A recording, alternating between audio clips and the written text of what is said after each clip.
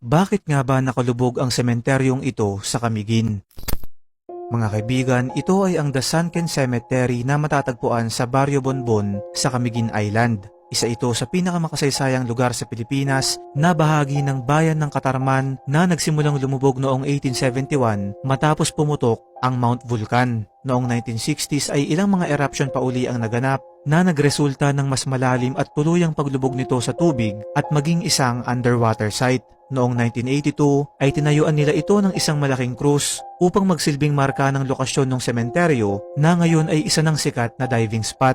Ayon sa ilang mga turistang nakapunta na dito, ay may kakaibang enerhiya daw silang naranasan dun sa lugar, lalo na yung mga nagsasagawa ng diving at snorkeling kung saan yung iba ay may karanasan daw na may humawak at humila sa kanilang paa. Ayon pa sa tripadvisor.com na inilahad ng ilang mga turista, ay habang papalapit pa lang daw sila dun sa cruise, ay nakaramdam na kaagad sila ng kilabot na talagang tumayo yung kanilang balahibo. Imagine sa ilalim ng lugar na to ay may mga labi ng tao na ilang taon nang nakalibing at hindi na nabibisita.